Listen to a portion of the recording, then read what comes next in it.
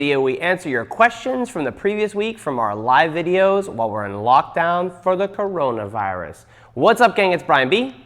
And Miss Megan. And we are doing a Q&A. So if you guys have some questions, type them in. But we are first going to mostly handle the questions that came in via YouTube, Facebook, email during the week. We've had a difficult time keeping up with them. So we have this one video each week where we handle a smorgasbord, a random smattering, I don't know what the words are, a cornucopia of your questions. So Mr. Benjamin actually has the microphone. He's behind the voice of our videos, so he's going to give us the first question. Yes, the first question comes from our last video, the 3 different weaves in two-step, and it was a request to go over the belt loop weave with 2 hands in more detail. The belt loop weave. First of all, you're a cheater. You've jumped the line. Someone probably wrote a question last Sunday, and we're putting you first because it's relevant. So let's talk about the belt loop weave. So entering the weave in two-step, and just want to make sure we are on camera, Miss Emily. 1, 2, boom, boom, boom. We're in this position. So we talked about the belt loop weave. We're going to pick this up with 2 hands.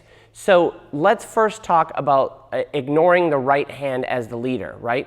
For the belt loop, quick, quick, slow, and we're going to step back for slow. So if we thought about the weave with an outside turn first. Quick, quick, slow, slow. That's what's happening both in my footwork and the follower's footwork. So if we do this on the other side, think about the weave with an outside turn. Quick, quick, slow, slow. That's what we need to have happen. Weave with the outside turn. The other video isn't live anymore, so you can rewind and play that in slow motion. So that's what we're doing in terms of footwork, right? In terms of concept of the pattern. We just happen to have 2 hands. Right? So as we dance quick, quick, slow. Well, now I can't use my left hand. I have to use my right hand as I step back for slow. So I'm still trying to affect the same thing for the follower. Now I take this hand inside of our heads, although it's an outside turn. Quick, quick, slow, slow. So what do I do here? Megan and I talk about this quite a bit in our teaching in general. We talk about restricting space within the connection. A lot of us think about our centers back, and maybe you can think about flaring the elbow, taking the elbow back, connecting your lats. But basically, we're restricting the space between our elbows and this connection point. So this is what we feel connection through, regardless of the hand. And you'll see if you watch carefully on videos, when I let go of Megan, she'll sometimes fall over because she will fill out the space, click. So there's always a connection in the hands. So that is one of the keys that I have to have as the leader with my right hand with our belt loop weave, quick, quick, slow. So all of that comes straight out of the weave with the outside turn. But now right here, let's do ESPN 360 cam. Even though this hand's in a weird position, you can see 360, we are filling out this space. I'm taking my elbow and restricting the space through this area. So even though this is our direction of travel, this is the first slow, we step back for the second slow. We're still managing the connection through our fingers to lead the outside turn in that hand. So hopefully that covered the missing element to the belt loop weave. Compliments of Miss Emily Larson of Austin, Texas. Yeah, no, it's a good one. I like that one. What's the next question? The next question. Part of your conversation with Forrest Outman centered on different styles of dance, evolving into new dances and taking on a new name. Do you think this is something happening currently with West Coast Swing? So we had a conversation with dance historian Forrest Outman. Megan's like, that's not a question for me. And we talked about the evolution of West Coast Swing. If you guys haven't seen that, you can roll back. I think it was last Saturday night. Just put Forrest Outman, West Coast Swing, Brian B., something like that into YouTube. You'll come up with that. It was a 2-hour discussion. So we talked about the evolution of West Coast Swing. Now, West Coast Swing came out of Lindy Hop back in the 30s, 40s, and it developed the name West Coast Swing somewhere in the late 50s. So the question remains today, will West Coast Swing undergo a name change? And there's been words like modern swing. What are the other words? Modern swing and contemporary swing. Yeah, I've heard modern swing, contemporary swing, and a few high-level dancers have popularized that. And the question is, should West Coast Swing change its name? Now, I actually asked Skippy Blair, who, if you guys don't know who Skippy was, she's probably the most influential person in West Coast swing history that's alive today. She's 95 years old. She lives in Downey, California. And I've been able to spend 2 days at her house talking with her extensively about West Coast swing. And she emphatically said, and I love Skippy, she emphatically said no, that it should not change its name. But after that conversation, I went hunting to understand if it changed its name as it evolved out of the Lindy Hop and became a smoother dance style and evolved with the music and the time over the decades, isn't that just a natural evolution of dancing? And through the historical information that I've been able to gain from people much smarter and much harder working than myself, I think that West Coast swing will at some point undergo a name change as the branch of the tree continues to follow modern music and modern styles of dance. And I in fact think that that will probably happen relatively quickly, and by relatively quickly, maybe over the next decade, with the advent of YouTube and the ability to learn and take from different dance styles and the influx of higher level athletes into West Coast swing as a dance form. So I think it will at some point change a name, and I've explained to some people before that I sit somewhere between the new school and the old school, where I'm young enough to realize that things change and I'm okay with that, but I'm old enough to understand my ways and techniques and be a little bit old school. So we try to teach a fundamental version of West Coast swing that allows for both branches of the tree without staying super old school and without going too far down the branch of what might be a new name for West Coast swing. But I think it will change its name at some point, maybe over the next decade, but who knows how that will take place. Next question, as we're fussing with the microphone. There you go. The next question is something spawned off of that. You all talked about Zook and that influencing West Coast swing. What is the difference between West Coast swing and Zook? What is the difference of West Coast swing and Zook? It is both are slotted dances. Both are what I call street dances, in that they are not codified across the world. Like if you said you danced silver level international foxtrot and you were in Oklahoma, USA, or you were in Singapore, the patterns are the same, they're written down. The only arguments are, well, the Italians like to take this turn 1/8 of a turn rather than 1/4 of a turn. So, but dances like West Coast swing, Zouk, salsa, even Argentine tango to a great degree, are very, even two-step to some degree, are very regionally influenced because it's not written down in a book.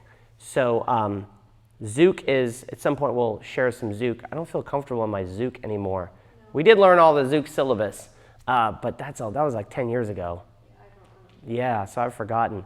But the echoes of the dance Zouk, it's a Brazilian dance, which actually came, due to my friend Forrest, the dance historian, out of lambada.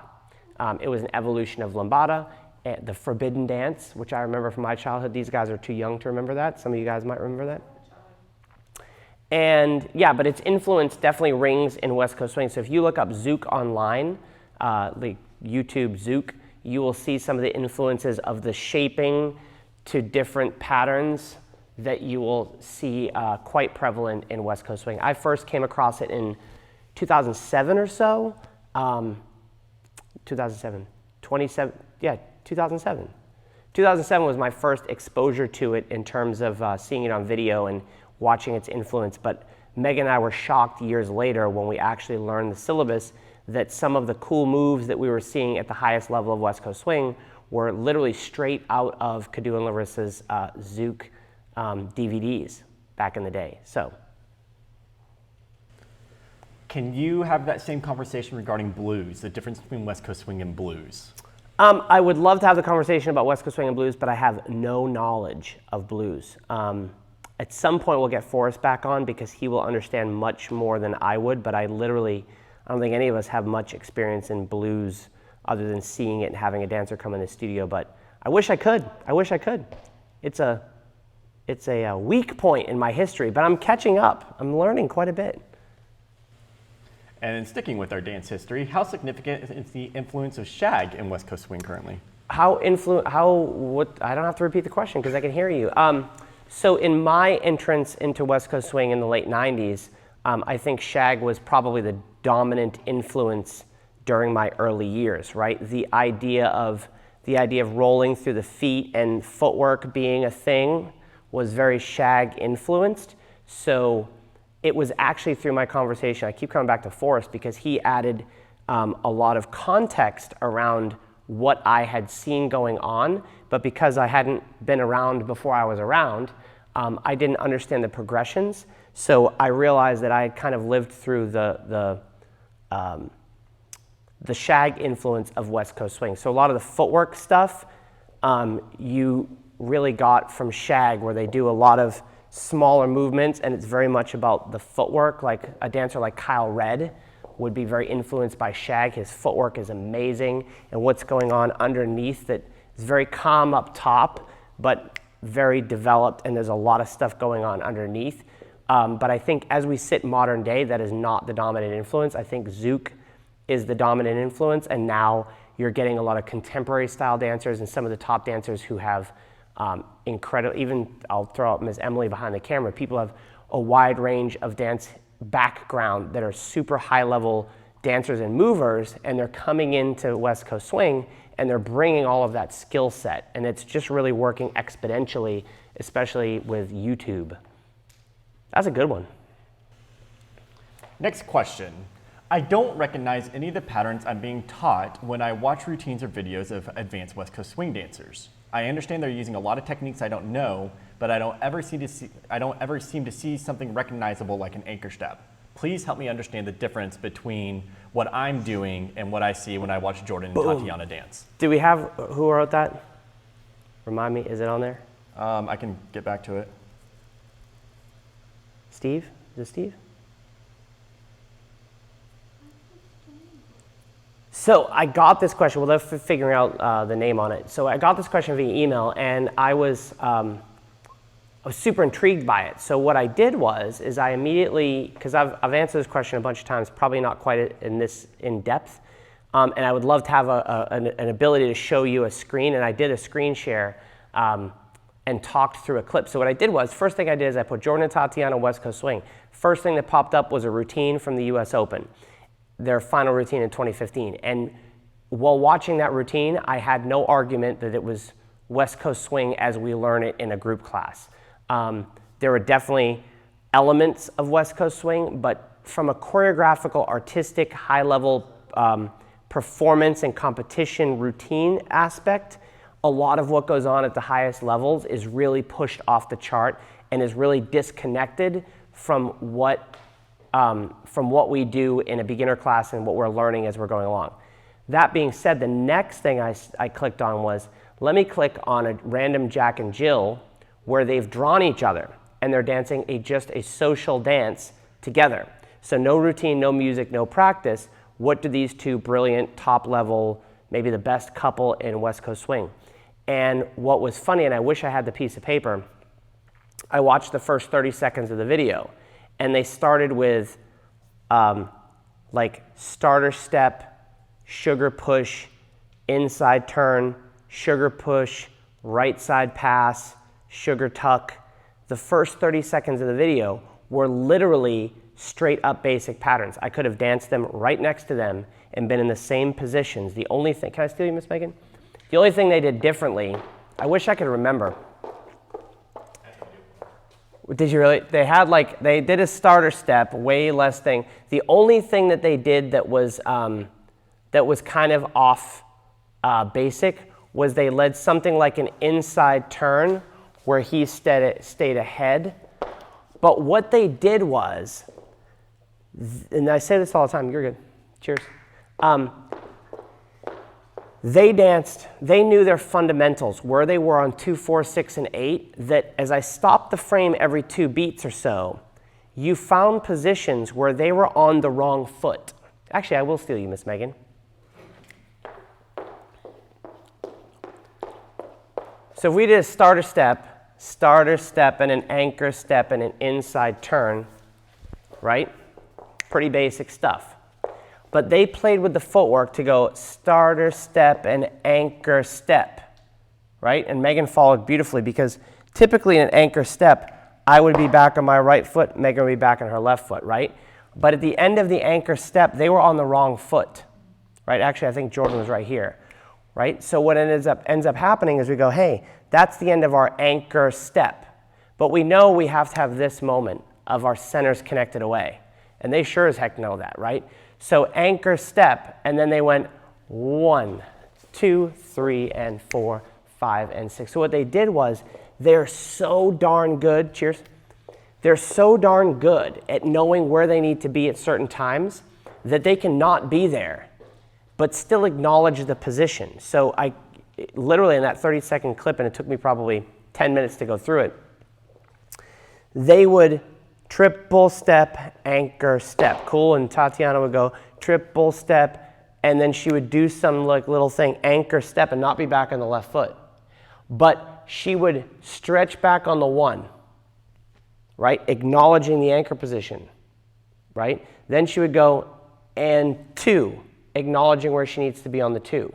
There were some times where she was on the wrong foot entirely, and instead of dancing 1, 2, Jordan would lean out, she'd be on the wrong foot, and she would go 1 and 2. And the same thing for Jordan. They would hear something in the music. So their ability to acknowledge the basic concepts is otherworldly and almost impossible to see when you are on the way up in your West Coast Swing journey. And as I went through that, and I thought about that question in the shower before I came in today, I realized that it's like an hour discussion just to talk about that 30 seconds of what they do. But I assure you, if I said, do a boring, basic triple step, anchor step, and hit those positions, they would kill those positions. So that's where they start. Once we know the rules, we can start to bend them and still acknowledge them. So I promise, we had another question about rolling through the feet, because we're taught to roll through the feet, and they don't do it that way because they're really good.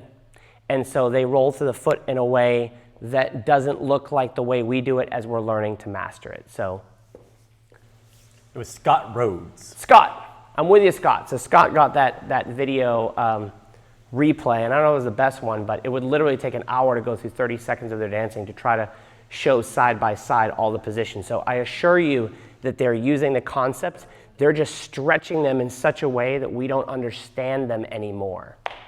But they're there. It's shocking to me when I watch them how good those high-level people are. Some are better than others. Some are not doing it. There's some people who look good, but the reason why they're not the champions and the reason why they're not the ones that knock our socks off is because they are still missing the brilliance that the top people have. And Jordan and Tatiana are the top. Have you ever heard of a spring anchor? Have I ever heard of a spring anchor? Because the question is, what's the difference between a rock and go and a spring anchor? Oh, that's a good question. So, man, I wish I had that video breakdown because that happened quite a bit. That happened. Can I see you again, Miss Megan? They ended up in a position, right, where they did a 1, 2, 3, and 4. They went crazy. It was about a minute into the video, right? So they go, okay, we're going to start with a walk. So this is basically what looks like a whip, right? But they were on the wrong foot to start it, right? So they had to spring into 1 and then go and 2 into what would look like a whip. Does that make sense? So I would guess, and terminology in West Coast Swing being different amongst a lot of teachers, if we get a triple step, and we're not on that foot, we'd have to spring back on 1 to go and 2, 3, and 4, 5, 6, 7, and 8. Now to confuse things even more, at the end of that spring anchor that I broke down with Jordan and Tatiana, they went into some crazy ass timing that literally they were like boom, boom, boom, boom, boom, boom, 1 and 2, and they did something like this to go back to like a sugar tuck. And so 4 beats later, they were back onto something that looked like a basic pattern, but what they did in between, they went off script for sure. But up to that point, they danced 30 seconds what looked off script and not correct timing, but they were just ebbing and flowing it. Cheers, you can sit down again. Thank you. Poor Ms. Megan. A spring anchor. But in a fundamental way, that it could also be a rock and go. The next question is, how does one become a dance teacher? How does one become a dance teacher? You teach. Mr. Gordon, I apologize, sir, that I have not answered this question earlier. there's a lot of different ways you can approach it. One of the first things you'll have to tackle is people saying, and this I've heard this years and years and over the years, and I've probably been guilty of it in the early years. They'll say, oh, I can't believe so-and-so's teaching because he is just a student, or he's only been dancing this long, or he's not a very good teacher. And like all of us, how do we become good at something? We're not very good at it in the beginning. I feel like I'm a better teacher now than I was last year. I was for sure a better teacher a decade in than I was the first year. But how do you get started? You have to start teaching. In the beginning, there's two different ways you can approach this. Number one, if you can be excited and get people going in any capacity. If you're teaching free, that'd be great. Run a free practice class. Get people excited. Be the steward of your community. Be the one that gets everyone out dancing. Be the one that dances with all the beginners. Be the one that calls everyone up and says, hey, where are we going tonight? So you can become the leader in your community. And then you can start to maybe run some practice classes and maybe some group classes. Now, if we're looking at this, how do I become a dance professional? There's two different paths I think people take. A lot of people want to be the, travel to event, name on the flyer person. And I remember when that really sucked me in and I wanted to be the guy with his name on the flyer. That's not necessarily a big deal. I'd really rather be the guy who builds a community. And so you can do that starting for free, developing your skill set, and you're going to learn in the process. So be the steward of your community. Try to get together people for a practice group class where you can share what you know. Be honest. Say, hey, I don't have all of the answers, but I have enough answers to get you to this point. I love the apprenticeship program, right? If I use, this comes from the ballroom world, but if I use West Coast swing terminology, if you've moved from novice to intermediate, help the novice dancers and say, hey, this is what I did to move from novice to intermediate. Don't say that you can turn them into professional dancers, but say, hey, these are the things that I focused on to help me. I'm not sure about the next steps because I'm still learning. And then what will happen, this for sure happened with me teaching Miss Megan. I had a student named Aaron. By the time Ben came around, I had it figured out. But you're ahead of your students and you're giving them what you know. And you're clear. You're like, I don't know everything, but I'm going to be your guide. I know I've got here. I'm going to help you get to my place. And then through that process of teaching, you'll learn more and you'll grow. And my student Aaron once said, because Erin didn't work with many other coaches really outside of me. And someone asked why that was, and she said, well, Brian seems to always have an answer, and if not, we work together as a team to find the answer out for our teacher-student relationship. So if you're honest with your students, you can grow within that process, and then over time you'll widen your skill set, and hopefully you'll be known as a good teacher, as a good person. And I've seen plenty of dance communities where the high-level pro moved to town, and the stewards of the community thought, well, hey, this high-level person's moved to town, but the students stayed with that teacher because they knew they were well taken care of. So I think that's part of the key. There's lots of different angles to that. How do I run a dance studio? How do I run a dance event? How do I make my living off of dancing? How do I run a dance business online? There's a bunch of different things, but I would start building my skill set as a teacher in my local community first. And I don't care if you have one student. Another fun story. Remember the Megan, when we were in Wichita? There was a couple, John was his name. I can't pronounce your last name, John. Begins with a C. And they started a community. They eventually started a community, but when they started, no one came to their class. And then no one came to their class again. And then 2 people showed up. And then no one showed up. And then 4 people showed up. And then 2 people showed up. And then they had 8. And then it went back down to 2. And over time, they finally developed a following of like 40 people. And then the joy, once you build a big community, it's going to split anyways, and these people aren't going to like these people, and you're going to have to put it all together. So it's not all it's cracked up to be. So if you're a good steward of the few people you have, that's the best starting place. I hope that helped, Gordon. Going back to our conversation earlier about West Coast swing being influenced by other dances, Yanli said that some of their friends mingle in tango steps with West Coast swing. Is that something that can work? Yes, I do not have experience, but back in my day, Robert Royston, I think, did a show called Swango. And Michael Kim, yeah, it was before your time. See, I'm old. And they definitely worked in tango steps, Argentine tango steps. in their closed position in West Coast where they did different tango steps, and they called it swango when there was a thing. So that's kind of harkening back to Forrest's conversation. When you have a wider skill set, that will influence your dancing. So yeah, that's totally something that can work. And in pockets of areas where people have those skill sets, I think it grows more. I just don't think Argentine tango has bled into the West Coast swing world in mass to significantly influence the entire dance. I think dances like contemporary and stuff like that have a larger influence in the dance, but totally acceptable. I mean, I would say that, you know, our dance skills, Miss Megan and I specifically, and Miss Emily in a different way, like our skill sets in different areas will color the style of dancing. Megan spins a lot, so when we competed, we used a lot of spins. Emily is tall with long legs and she's super flexible, so the styles that they choose reflect that. And then if you walk in the studio today and you see Ben and Emily dancing two-step, you might be excited about the style of two-step you're seeing, and that will influence where it goes. Because we're not spinning around the studio lately. You guys practiced today, though. That's good. We did spins, too. You do spins? I'm not taking away from your spins, but... It spins in the wrong direction. Yeah. Yeah, they do. Yeah, there's a good one. So Megan and I do these windmills this direction. That's my right-handed way. Ben and Emily do it this direction. I thought, that's a cool section. A couple years ago, I tried to learn. I couldn't do it. But they've developed their skill set and go in that direction. Can't do it. That was the last question that we have right now. Boom, we're right on time. Any other final questions? What question do you have, Miss Emily? I don't have a question. Join us back tomorrow for the Q&A. You can ask questions then.